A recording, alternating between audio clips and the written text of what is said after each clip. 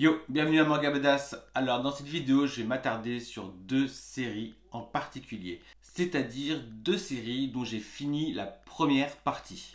Et je vais commencer avec Innocente de Shinichi Sakamoto. Pour ceux qui ne connaissent pas, ça parle d'une famille de bourreaux qui jouissent d'une réputation dans tout Paris. Ils ont une renommée telle qu'on fait appel à eux pour appliquer la peine de mort. Et donc on suit le plus jeune des fils, Charles-Henri, qui va devenir le plus grand bourreau de tous les temps, car il aura marqué l'histoire. Car cela s'inspire de faits historiques, les personnages ayant véritablement existé et avec des faits réels. Si nous mettons de côté les planches graphiques de l'auteur qui sont monstrueusement belles, avec des dizaines de doubles pages, le tome 4 est l'exemple parfait. On a de multiples doubles pages d'une beauté effrayante. Véritablement, ce tome-là est un coup de cœur. Et il est le parfait exemple de ce que je dis. L'auteur arrive à nous rendre fascinants des personnages d'abord un peu farfelus, un peu étranges et même antipathiques.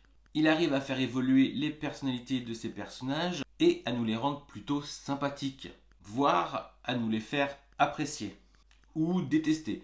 Ça dépend, on ne sait plus trop vraiment.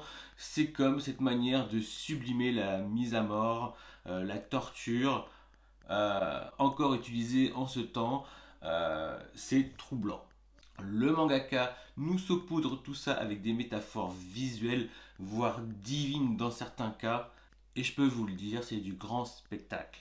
Mais ce qui fait aussi sa force, si on met de nouveau de côté les dessins sublimes et les personnages plus ou moins puissants de cette œuvre selon le contexte, c'est bien l'histoire qui arrive à nous surprendre dans ce contexte historique, qui est d'ailleurs assez connu du français moyen et même de par le monde lorsque cela concerne la royauté, le Paris au bord de la Révolution et les têtes décapitées de personnes mortellement célèbres. Car chacun de nous est capable de donner le nom d'une personne célèbre historiquement dont la tête a été guillotinée. Ce qui est fort, ce que j'adore dans cette œuvre, c'est qu'on lit chaque tome sans véritablement savoir ce qui va se passer par la suite. J'adore cette œuvre, c'est un vrai coup de cœur. Donc j'ai fini les 9 premiers tomes qui correspondent à la première partie du manga Innocent.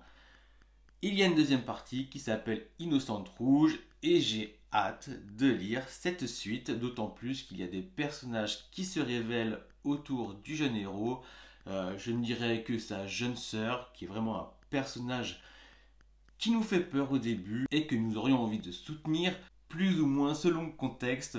Parfois on est pour le héros qu'on suit depuis le début, parfois pour sa jeune sœur, parfois pour les deux. Je n'ai qu'une hâte, c'est de voir l'évolution de ce manga dans sa deuxième partie. Et je ne sais pas si elle est toujours visible dans ma playlist spéciale mangaka, mais il y a un documentaire s'attardant sur Shinichi Sakamoto et qui parle de son travail sur Innocente d'ailleurs. Donc très intéressant documentaire où on le voit travailler, faire des recherches et voilà, et utiliser la modernité pour cette œuvre qui est Innocente.